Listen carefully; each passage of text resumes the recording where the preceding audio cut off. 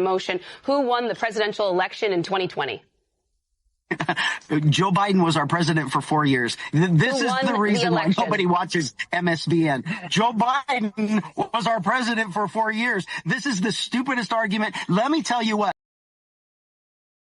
There's a moment in some interviews where you can actually watch a politician realize the usual talking points are no longer working, and panic starts setting in live on air. Welcome back to Pillarism. Today, we're breaking down a chaotic MSNBC interview where Riverside County Sheriff and California gubernatorial candidate Chad Bianco walked in ready for a fight, but quickly found himself cornered over crime statistics, election denial rhetoric, ballot seizure investigations, sanctuary policies, and his past ties to the Oath Keepers. What follows is less of a policy discussion and more of a live demonstration of what happens when ideological branding collides with direct accountability. If you're here for sharp political analysis without the spin, make sure you like and subscribe. Let's get into it. Voting is underway in California, and there appears to be no clear frontrunner in the high-stakes governor's race, even after 2 hotly contested debates this week. One poll shows Republican Steve Hilton leading, with fellow Republican and our next guest, Riverside County Sheriff Chad Bianco, trailing behind. During this week's debates, Sheriff Bianco defended his previous membership in the Oath Keepers militia, faced questions about seizing more than 500,000 ballots in California's redistricting election, and sparred over the state's sanctuary policies. And Riverside County Sheriff Chad Bianco joins us now. Sheriff, thanks for being here with us. You are running on law and order, and public safety is one of your big campaign platforms. So let's start there on your record. So based on the crime data that your team submitted to the state, over your first 6 years in office, your department cleared around 9% of major violent and property crimes, and that puts you last among your fellow sheriffs in California. So those numbers aren't great. Why should voters in California trust you with their safety? Well, the real numbers are out there. My county definitely knows what the numbers are. California DOJ knows what the exact numbers are. You submitted those numbers, though, sir. Oh, no, we submitted numbers. That's just not the numbers that DOJ reports. What the real numbers show me is the #1 law enforcement agency in large agencies. And then overall, we're number 6. The 5 above us are smaller agencies, and they're doing a great job. But I'm very, very proud of my agency, my employees. We are by far one of the most proactive agencies in the entire country. And the 2.5 million people in Riverside County know that. Sheriff, I want to ask you on the topic of law and order about your past membership in the Oath Keepers. The Oath Keepers are described by many experts and organizations and watchdogs as extremists, an anti-government organization, a group filled with people who believe in many conspiracy theories. There were Oath Keepers present at the insurrection on January 6th, at the Unite the Right rally in Charlottesville years ago. And just a few days ago, you told CNN that you were very proud of your past affiliation with the Oath Keepers. If you're so proud, why aren't you still involved with them? Yeah, even in the question, I mean, the things that you're saying and the things that you laid out there, those aren't true. Those are all propaganda statements that you're reading off of a teleprompter or a piece of paper. And were Oath Keepers not present at January 6th? Stuart Rhodes, who founded the Oath Keepers, was convicted of seditious conspiracy for helping organize January 6th. My law enforcement deputies and investigators have arrested numerous media personnel for child molestation. That doesn't mean any of you are child molesters, does it? I don't see what that has to do with my question. That is the most. I asked you a very clear question, Sheriff. How many exactly? Give us a number. How many media have you arrested for child molestation? That's a pretty serious charge, and great if you lock them up. But how many? Give us a number. Then you're bragging about one of your achievements. It's exactly the point, because 3 people that were arrested at January 6th happen to be a member of an organization doesn't make the membership bad. Okay, but I asked the founder of the organization. I asked you a very clear question that I think the voters of California, and I actually think Americans deserve to know. You said on a stage that you were very proud of your membership. Told you, if you are very proud, why are you not still in the Oath Keepers? My exact words were, I am absolutely very proud of the oath I took to defend my Constitution. And if you guys would have taken the time to read the mission statement of the Oath Keepers and compare that to the ACLU, you would see that they're almost identical.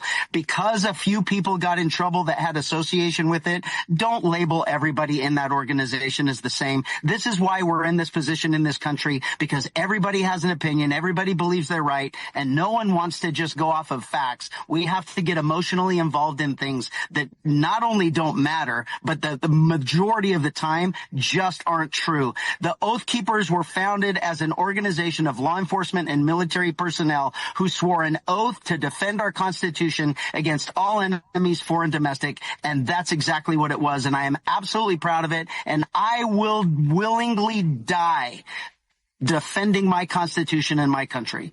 Motion. Who won the presidential election in 2020? Joe Biden was our president for 4 years. This is the reason why nobody watches MSBN. Joe Biden was our president for 4 years. This is the stupidest argument. Let me tell you what. Do you want me to tell you what all of that doesn't matter? In what's broken in California. President Trump didn't break California. President Biden didn't even break California. Failed Democrat policies in California have driven us to the brink of almost collapse. And it is proven 100% Democrat policy, supermajority over decades has destroyed California. And that's why a Republican is going to be elected as the governor of California. Oh, my God. So let me ask you about you seizing ballots. Do you regret the measure to seize ballots? Why would I regret a criminal investigation into fraud? There were 611,000 ballots. Did it lead to any convictions? You guys blow my mind with it. Sorry, I'm just asking you a quick question. It's a yes or no question. I'm just asking a quick question. Did it lead to any convictions? Well, not yet, because our failed attorney general embarrassment to law enforcement has used the legal system to put a halt to the investigation. So you still think that there could be convictions as a result of the ballots that you seized in an attempt to overturn a democratic election in this country? I just want to make sure I understand that correctly. You're running in an election in which you think fraud... I don't think you... No, you're running in an election, just to be clear, you're running in an election in which you think fraud is taking place, like it did, and that's why you seized the ballots. So on one hand, you're telling voters to actually participate in the democracy that you're alleging could still lead to a conviction. Is that right? Am I getting that right? I actually don't think you understand that question. There is an allegation of 611,000 ballots and 658,000 votes cast. So the obvious, very, very easy investigation would be to count the ballots to see if it matched the number of votes that the machine said it counted. And if it did, then there's obviously no fraud. If it doesn't, then obviously there is something wrong. But no one wants those ballots counted in the Secretary of State's office or the Attorney General's office. And the real question should be why? Why don't you want those ballots counted? So Sheriff, so you mentioned that you are at odds with the Attorney General on this. In fact, you have defied direct orders, not only from the Attorney General, but from the governor in various circumstances, whether it's about I don't answer to the governor. I don't answer to the governor. I don't answer to the Attorney General. And this is where the contradiction becomes impossible to ignore. Chad Bianco keeps arguing that sheriffs should be free to ignore directives they believe violate their constitutional interpretation. But the moment the host applies that exact same logic to immigration enforcement, asking what happens if sheriffs refuse to cooperate with ICE under his administration, the entire argument starts collapsing. Because suddenly, local independence only seems acceptable when it aligns with his politics. That's the deeper issue exposed here. Selective constitutionalism is not a governing philosophy. It's just ideology dressed up as principle. I'm going, if you were governor, as you are running to be, and sheriffs in the state of California disobeyed you, what would you do? I wouldn't do anything, because in the Constitution, there's nothing in there that says they have to obey me. Isn't it funny that we want no kings, but we want a governor that controls law enforcement? Just to clarify, let me give you a for instance. So you are running on a campaign that is in favor of cooperating with the Trump administration's immigration policies. That includes, according to your website, that you want to get rid of sanctuary-style policies. What if it's a disaster? What if sheriffs in the state of California decided They didn't want to go along with that because they think it is actually helpful for community safety to have good relations with the public and to not cooperate, here's the beautiful with thing. ICE. With ICE because they think it would be better for. So if they disobey you, is it a question or a statement? You're not answering the question. You won't let me answer. Okay. So here's the whole thing. Here's the beautiful part. Here's the beautiful part about sheriffs in California. We obey the law. Imagine that. We obey the law. So as a governor, I can't tell anybody to break the law, and I would certainly not prevent them from enforcing the law. And that apparently that's what you want me to me to say. You're completely defying directives, legal directives grounded in the law. They're not. They are. The Attorney General, who is the chief law enforcement officer of your state, certainly believes that. Governor Gavin Newsom, when he had COVID directives, you defied those as well. Now, you can say you thought they were bad, absolutely. But they were grounded in the law. And on history, I was in the right. So obviously, his breaking the law didn't mean that I had to break the law for everybody else, because back to that whole oath for the Constitution, I actually value my oath. And this is absolutely nothing but a legal argument to prevent these ballots from being counted. And the Attorney General is wrong. If you become governor and sheriffs decide that they do not, that their constitutional interpretation does not agree with yours, you will do nothing. You just made up something, hypothetical. You made that up that is not even based in reality. That is exactly what happened when you. It's not even close. You are so wrong in this. You have read a bullet point, and instead of investigating it yourself, you read a bullet point based on a political argument, and now you're arguing with me. There's a whole lawsuit where the Attorney General is alleging that you are breaking the law, and you're saying your constitutional interpretation does not leave you beholden to what the Attorney General in the state says. Why are you completely discounting my argument? Because you're a complete liberal Democrat that is blindly siding with a liberal Democrat who is an absolute embarrassment to law enforcement. And he has been since he's been in office. Sheriff Chad Bianco, thank you so much for joining us tonight. What made this interview so revealing wasn't just that Chad Bianco struggled under pressure. Politicians struggle in interviews all the time.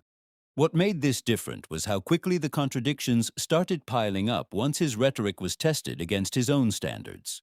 Bianco presents himself as a law and order candidate focused on constitutional principles and public safety. But throughout the interview, he repeatedly treats legal authority as legitimate only when it aligns with his own interpretation. When California officials issue directives he disagrees with, resistance becomes constitutional courage. But when discussing immigration enforcement and sanctuary policies, the expectation suddenly becomes strict compliance with laws and directives he supports. And that inconsistency is exactly what the interviewer kept exposing. The 2020 election exchange is a perfect example. When asked directly who won the election, Bianco avoids giving a straightforward answer and pivots into attacks on MSNBC and California Democrats. That matters because public trust in elections is foundational to democratic stability. Once politicians or law enforcement officials keep implying widespread fraud without clear evidence or convictions, suspicion starts replacing institutional trust. The ballot seizure issue exposed the same pattern: major allegations, ongoing investigations, but no actual convictions yet. And instead of addressing that gap directly, the conversation keeps circling back to political enemies, obstruction claims, and media bias. The Oath Keepers discussion also revealed a broader tension inside modern conservative politics. Bianco tries to frame the group around constitutional values and oath-taking, while critics see it through the lens of January 6th, extremism, and anti-government radicalization. And politically, perception matters just as much as intention. But the biggest contradiction came from the governance argument itself. Bianco repeatedly insists that sheriffs should be free to reject directives they personally believe are unconstitutional. But once the interviewer asks what happens if sheriffs reject his policies as governor, the entire philosophy starts unraveling. Because if every official becomes the sole authority on which laws deserve obedience, coherent governance becomes almost impossible. And that's the deeper issue this interview exposed. Not just partisan conflict, but a growing crisis over who gets to define legitimacy, authority, and constitutional interpretation in modern American politics. If you want political analysis that cuts through slogans and actually breaks down the deeper contradictions shaping today's political culture, make sure you subscribe to Pillarism, like the video, and share it with someone who values accountability over political theater.